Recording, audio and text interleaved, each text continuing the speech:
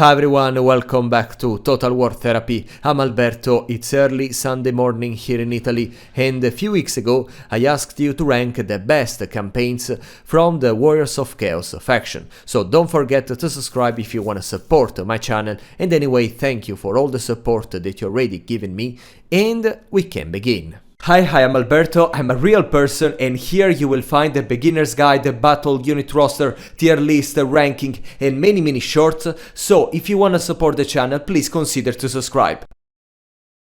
Let's start with the last position, where my subscribers put Sigvald the Magnificent. Pretty obvious, I would say. This is a very uninspired campaign with one of the worst starting locations in the entire Immortal Empires. And I mean, of course, he got an update during the Champions of Chaos DLC and patch, but there were other priorities at that time. I mean, I'm talking about all the other legendary lords, so he got the short stick. In any case, you will start with a solid front line of Chaos Warriors and Marauders with some fast options like the Chaos Chariot and the Hell's Riders of Slanesh, and also a unit of Spawn of Slanesh. I mean, that it's one of the most boring units in the game, so yeah, I mean, there is nothing good in this faction. Over the campaign, you will get some bonuses if you pledge allegiance to Slanesh, of course, like some reduced cost for the gifts of Slanesh. You can seduce some units.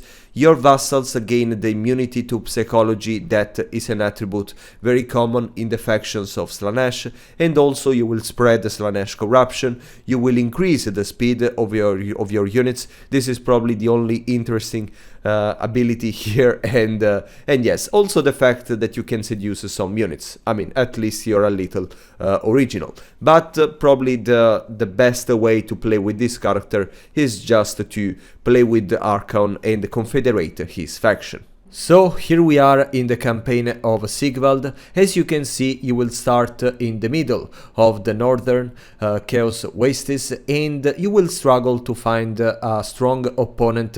At the beginning there is Malus Darkblade that, as you can see, it's very far from you. Probably they will introduce some new legendary lord in this area because it's a little empty right now. You have also Epidemius that can be another enemy, and Helebron with her Dark Elves that will be probably your most urgent threat.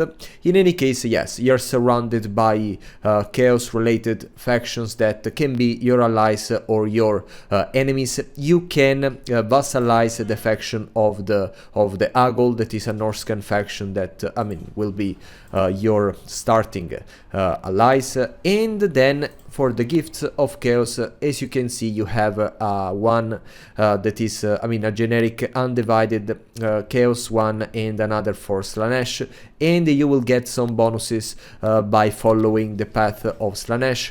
Overall, not that interesting for me. You don't have any special mechanics in this area, so yes, you can already recruit the Mirror Guard, but I mean, except that, quite boring. In the battle, Prince Sigvald the Magnificent is a melee specialist, a tank first of all, because he got a great armor and a high melee defense, but he's also a duelist, so he will probably win the fight against the majority of the other legendary lords. But his campaign is boring, a very not interesting starting location. You will struggle to find hard opponents, and you have no unique mechanics.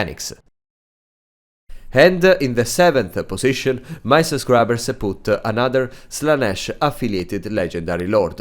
I'm talking about Azazel, and I'm a little sad about this because it means that the community dislike Slanesh, or at least that it's the least favorite monogod, and I love this faction. I mean, except the Mask of Slanesh, but just because she makes me feel uncomfortable. In any case, you have an interesting starting starting location right above Kislev, so you can just go down and invade their lands. But you can also side with the Order, since you have the increased diplomatic relations with the Empire, Kislev, Grand Cathay and Bretonia, and you can just make alliance with them and cleanse the chaos, or do the contrary. You're very flexible. Everyone is potentially your ally or your enemy.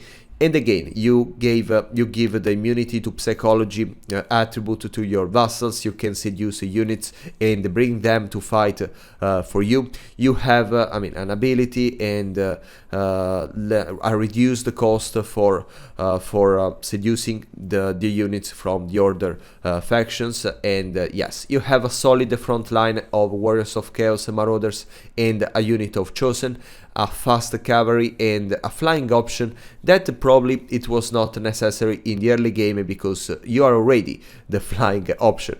Maybe they should have given the Manticore to Sigvald. In any case, it's not that bad, but yeah, definitely there are more interesting campaigns.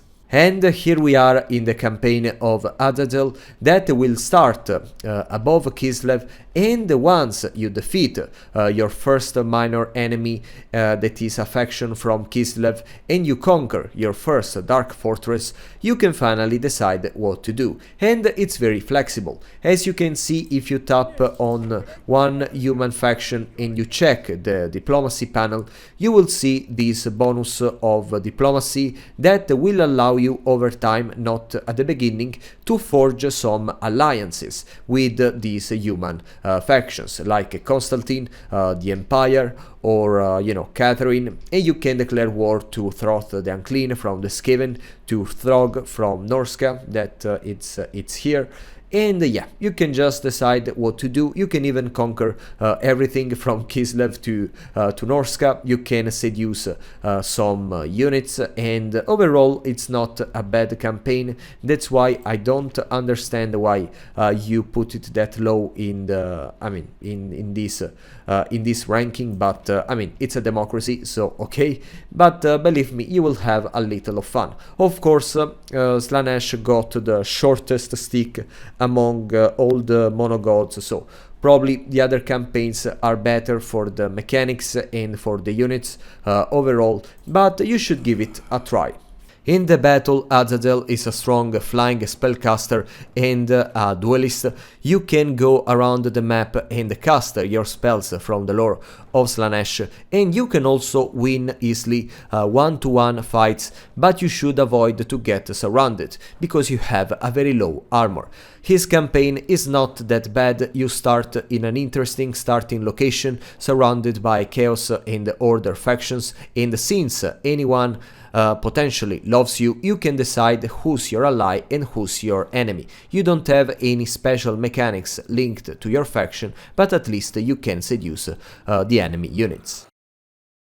And in the 6th position, my subscribers put Village the Curseling. That is a legendary lord. They are a legendary lord, let's use the right pronounce, a legendary lord affiliated to Tzeentch, and this is probably my favorite character in this faction. They are so charming. They are basically these twins attached to each other. Literally, where one is the mind and the other is the fist, so you can cast spells, but at the same time you are a powerful melee warrior. You have a not that interesting starting location, at least in my opinion. At the release, you didn't have any other strong opponents beside Miao Ying, but now we got Zatan the Black from the Chaos Dwarfs and Sail the Faithless from Norska, so it's a little better the situation. But you can even declare war to them and then invade Cathay anyway, so you have, we can say, a strict direction to follow, not that much space to creativity, but it's not that bad. It's just not the best here, and you have a starting army of Marauders and Chaos Warriors of Tzeentch with a Forsaken unit, a flying option that is the Doom Knights of Tzeentch, that it's a very late game unit, so you should make a good use of it. A spawn of Zinch that you will boost over your campaign, so it's quite thematic. On the campaign, of course, you will get some bonuses related to Zinch. You will give an increased barrier to your vassals. You will have a special mechanics that we will talk about later. You will get some benefits from the Winds of Magic, and the most important, you have the teleport stance. That it's a powerful ability because it will allow you to invade Grand Cathay without going through the Great Wall. And this is very annoying if you're playing with Grand Cathay against Village, but I mean, if you are Village, this will help you a lot. And yes, other stuff related to Village, and that's it. And here we are in the campaign of Village that will start at the north of Grand Cathay, just one province afar from the first gate that will let you in Grand Cathay, but you can also use the teleport mechanics that will need some Winds of Magic to be activated, but it will allow you to just go through the wall without passing by the gate, that of course will have a garrison that at the beginning of the campaign it's not that easy to fight and win against. Now, you can have also some allies or enemies, it just depends on you, that are chaos factions like Seal the Faithless from Norska or Zatan the Black, and you can invade altogether Grand Cathay. But to increase the challenge, I suggest you to just declare war on everyone, even because you are in a quite protected location, and at the beginning of the campaign you just need one dark fortress to boost your economics enough to fight against all these factions all together. And after you can start to invade the Grand Cathay, and it's also very satisfying. Grand Cathay will never dare to attack you on the Chaos Wastes because it's an unsuitable weather for them, but they will definitely, if you declare war to Miao Ying, at some point she may consider to just attack you out of the wall. In any case, it's not the worst campaign. You have also these mechanics that it's like the changing of the ways of Zinch, but with lesser effects. For example, you can drain the Winds of Magic of the enemy, you can spread corruption, you can reduce the movement range in the other stats of one enemy army, you can reveal the Shroud so you can see what they see, or you can spawn 3 units of Chaos Spawn in one of your army. So yeah, overall you can give it a try. In battle, Village the Curseling is both a spellcaster with access to the lore of Zinch and also a strong tank. His campaign at the north of Grand Cathay may be challenging, but just if you want, and you have a couple of Zinch inspired mechanics like the teleportation and the changing of ways that will allow you to play with the enemy's dreams. Let's move to the top 5, where my subscribers put in the 5th position Kolek Sun Eater. I'm actually surprised that he's that high in the ranking. This is not my favorite faction, and this is basically the Dragon Ogress campaign for me. In any case, you start in the middle of the Chaos Wastes between Tamurkhan, Grimgor and Zatan, so it's quite interesting, but if you are not playing with Kolek, this faction will be annihilated by someone at some point. And yeah, you have this starting army of some marauders, but they are mostly monstrous, monster units and dogs. So you have Dragon Ogress that, at this point, at this stage of the game, it's a little too much in my opinion, with some Chaos Trolls, some Chaos Warhounds. You have a very strong army at the beginning, and then you have, of course, many ways to give bonuses to the Dragon Ogress in the campaign and in the battles. With the Dark Fortresses settlements, you will be able to recruit more of them, and this is not something obvious because, of course, they are mid-elite unit in the campaign, And I mean, of course, also some upkeep reduction and missile resistance. But another ability of Kolek is that he gets stronger every time he vassalize a faction, I mean a Norska faction. And this is not only about the weapon strength, mass and the armor, but there is a hidden mechanics in the game that also makes him bigger. Okay, so you will see your character, your Kolek increase in size every time you vassalize a faction of only the 1% or something like that. But I mean, if you confederate 10 Norska factions, it will be a little more evident. And here we are in the campaign of Kolek Sun Eater, that he will start between Tamurkhan, that is a powerful faction, but he will not come after you, at least at the beginning of the campaign. He will focus more on the north, or I mean, he will just pass by, but he has no interest in declaring war to you. Then you have Zatan the Black, that he starts as your ally, if I remember correctly, but I like to declare war to him as well, because I mean, Chaos Warriors against the Chaos Dwarfs, it's legit. And then you have Grimgor, that he's another powerful faction, quite aggressive, that at some point he will declare war to you, and you will have fun fighting many wags of green skins.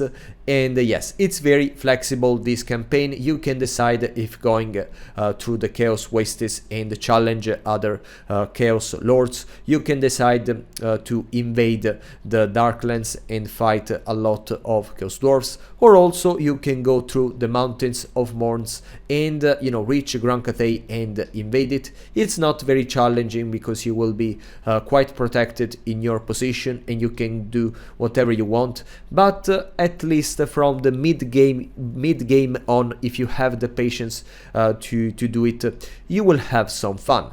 About the Dragon Ogres, I mean, they are cool units, but if you want a doom stack for the entire campaign, at the end it can get a little repetitive. So yes, in battle, Kolek Sun Eater is a massive, unstoppable powerhouse that will destroy everything before his eyes, but his campaign is a little weird, at least for me, with many strong opponents around, but not a clear direction of what to do, and you have a very little engaging focus around the Dragon Ogres. In the fourth position, my subscribers put Valkia the Bloody, my beloved, my second favorite character in this faction, and also the legendary lord affiliated to Khorne. Now, at the release of the DLC, I was very sad that she would have been a Warriors of Chaos faction and not a pure Khorne faction, but at the end I liked her campaign because she was offering a little more, I mean, a little of variety compared to the psycho rushing of Khorne. You have more time to plan your strategies, to balance your economics, so great. You start at the edge of Nagaron, so you can fight against a lot of Dark Elves, and it's very funny. I mean, before they start to get Shades and Medusas, it's very fun to fight against the Dark Elves, and you start with this army of Marauders and Chaos Warriors with some fast options, the Skull Crushers of Khorne that are an elite cavalry that you will unlock very late in the game, so you will, you will unlock probably before the, first the regiments or renowned versions that are 2 or 3, and then you can get the generic unit in the campaign, and also dogs. Now, you have a special mechanics that is the bloodletting that we will see later. You can replenish 15% of your campaign movement range after winning a battle, and this is good because you have probably if you want to increase your bloodletting bonuses, you need to fight more battles in the same turn, and then yes, other stuff related to Khorne. And here we are in the campaign of Valkia. You will start in a very safe starting location at the very edge of the world, and no enemy will try to hunt you down till here. So you're just free to invade Nagaroth, the Chaos Wastes. You will fight against a lot of Dark Elves, some Dwarves, other Norscan or Chaos related factions. Helebron and Sigvald will be 100% your enemies, and even if this campaign is very easy, it's very satisfying, at least in my opinion. All these settlements are quite close to each other, and this is great because you have the bloodletting mechanics that is taken from the Khorne factions, and you get basically some bonuses if you fight and win more battles in the same turn. So that's why getting all these settlements all together close to each other is a great thing for your faction. Overall, it's easy, but as I said, a lot of fun, so yeah, I suggest you to try it. In battle, Valkia the Bloody is a melee specialist, a flying unit that can hunt his prey with some anti-large attributes, so you should focus on mounted characters or cavalry. And her campaign at the very edge of the Chaos Wastes, it's quite satisfying, even if not challenging. You will fight against a lot of Dark Elves and the Norscan factions, so yeah, fun and yeah, you have the bloodletting, so you're forced to play aggressively. Let's move to the podium, where my subscribers put on the third place Festus the Lich Lord. That he's the legendary lord affiliated to Nurgle, and this is probably my favorite campaign in this faction, because you start in a so much challenging starting location in the middle of the Empire, but in a quite protected fortress, so you can just go around and spread the Nurgle corruption, invade little by little all the Empire lands, and cause the rage of the Emperor. You don't have many dark fortresses in this area, so your economics will be a little bad and penalized at the beginning, and you have to manage to go to the north. I mean, if you don't want to go till Nuln, it's better if you just go to Norsca or to the Chaos Wastes to get more money. In any case, fighting against the Empire is very fun, but you have to be careful because, of course, they are quite strong. You have a solid front line of Chaos Warriors, but you have also a giant that it's an easy target for the Empire armies, especially if they have a lot of gunpowder. So you have to be extremely careful, and you have also a unit of Chaos Trolls. You have a mechanics linked to the plagues that we will see later, and you will give the poison attacks to all your vassals. And yeah, all the other stuff are just related to Nurgle. And here we are in the campaign of Festus the Lich Lord, that he will start in the middle of the Empire and currently very close to the starting location of Boris Todbringer. That has been announced for the next DLC, the Lords of the End Times. I already made many videos about this topic, and I don't know if they will move him in another starting location, maybe more exotic, because from one side he's very linked to the territory of Middenheim, and he wants to defend the Empire from all the different threats, the Beastmen and I mean you, Festus, but he's also very close to the Emperor, Karl Franz, and to Elspeth von Draken, so I would not like to have so many Empire legendary lords starting close to, I mean next to each other. Yeah, in any case, this is the video of Festus, not of Boris, so let's focus on him. From here you can invade the Empire in which direction you prefer. There are not many dark fortresses. There is Middenheim and there is Nuln. that it's here.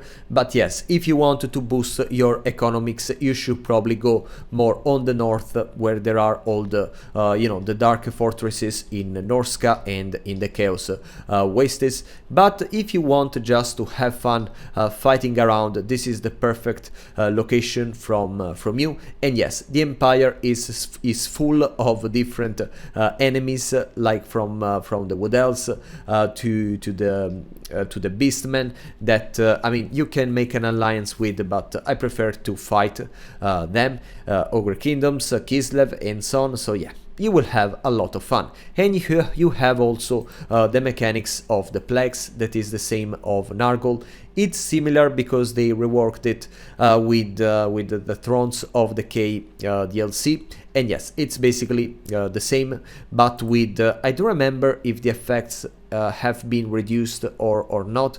But yeah, you can spread your plagues to the army of the enemies, to the armies of the enemy, or to their settlements. In battle, Festus the Lich Lord is a melee specialist, but also a spellcaster and a support lord. You have access to the lore of Nargol, and your campaign will start in the middle of the Empire, so you can play around with this Order faction a lot, and you can spread your corruption with the unique mechanics, I mean, unique at least for the Warriors of Chaos, of the Plagues.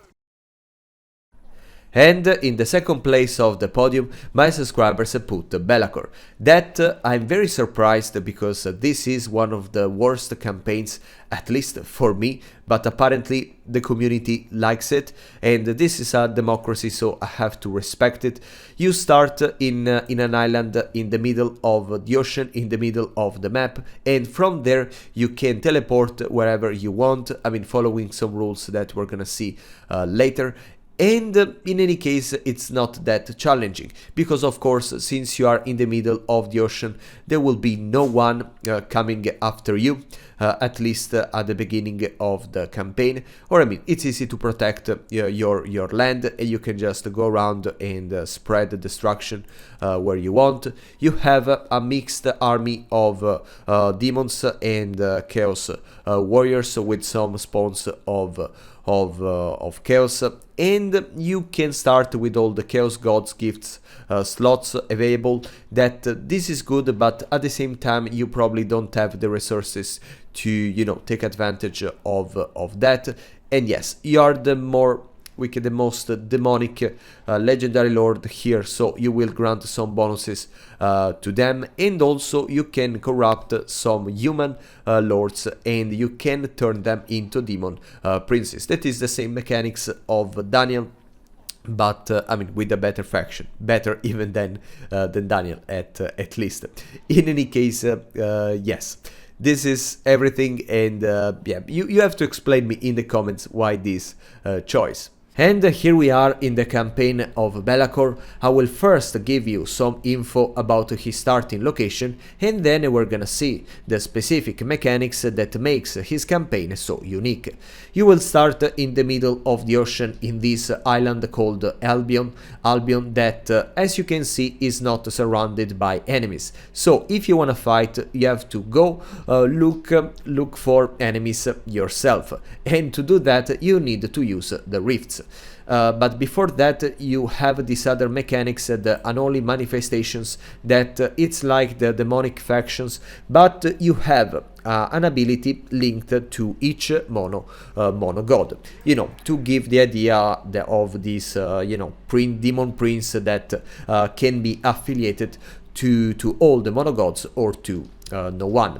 In any case, once you conquer this island, you can just access the rift. There will be many of them all around the map, and once you traverse it, you can decide where to go. For example, we can go to a very popular one, that is the one close to Draika in the wood of the Empire. You can click on that and just traverse the rift. So now you are in the middle of the Empire, and you can wreak havoc right here. Of course, you have to find all the other rifts, and yeah, the idea of this campaign is mostly based on this. So travel the world, destroy everything, and go back. It's not that bad. My only problem with this campaign is that I mean, you have no threat, you have no challenge, no one is coming after you, and if they try, it will be so hard for them that I mean, you can just deploy a secondary army to defend this place, and that's it. And your army will be particularly strong against all the others. So yeah, you will not have many problems, especially even if you are a beginner.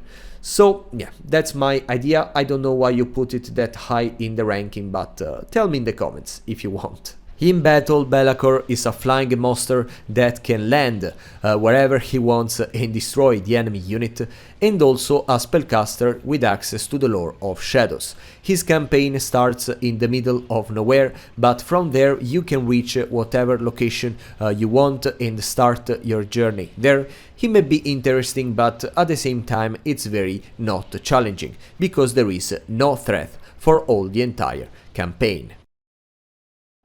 And of course, at the top of the podium, my subscribers put Archon the Ever-Chosen, the war host of the Apocalypse. Now, this faction is probably not the most interesting, at least for me, but it's basically, you know, the faction, the campaign, if you wanna play with the Chaos. Now, the mechanics of confederating with all the other legendary lords from this faction is a little broken. Right now it has to be fixed, but beside that, this will be, I think, over time and at the end of the journey of Total War Warhammer 3, probably, you know, the campaign, the Chaos campaign, where you can just invade and conquer the world, spread corruption and so on.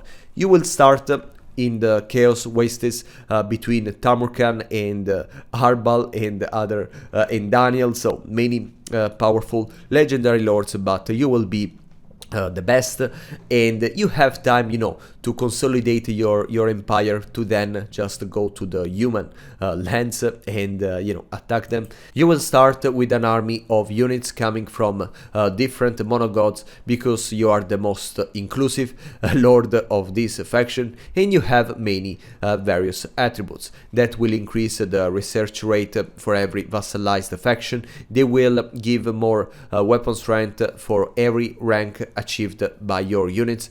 You will have ward save, you will have better diplomatic relations with all the chaos related civilizations and so on. In any case, you will get easily very strong over the campaign, so it's not that challenging. It's more for the fun of you know, of be the bad guy and destroy the world. And here we are with the final campaign of the ranking, the one of Archon the Ever-Chosen, that he will start in the Chaos Wastes, not that distant from Kolek Saniter, but I mean, you will not bump into each other that easily. In any case, you can just conquer this area around and, you know, cleanse these lands from Khorne, from Slanesh, from Nargol, and after that you can go to the Empire, to Kislev, to Norska. You can just do whatever you want, even because, as I said, you're very strong, you're very protected,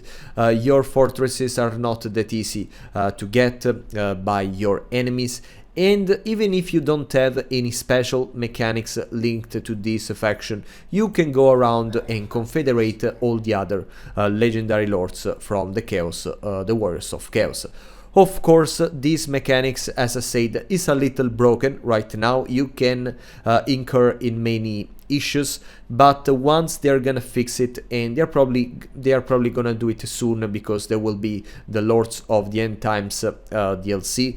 But and sorry, at that point it will be more fun, and I mean, at least you will know for sure that once you defeat one of these factions, you will be able to confederate and get the other legendary lord.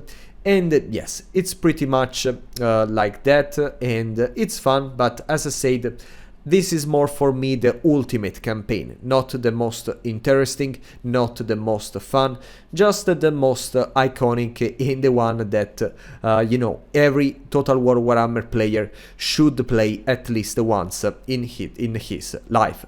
Thank you for following me. I mean, this is not the end of the video. Okay, forget.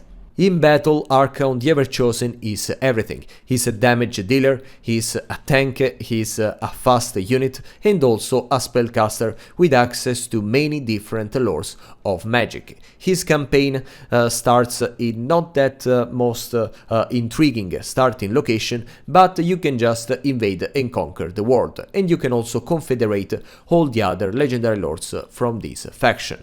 So don't forget to subscribe. Yeah, this is the right moment. And yeah, put a like, put a comment. I don't remember what I have to say, but yeah, have a good day.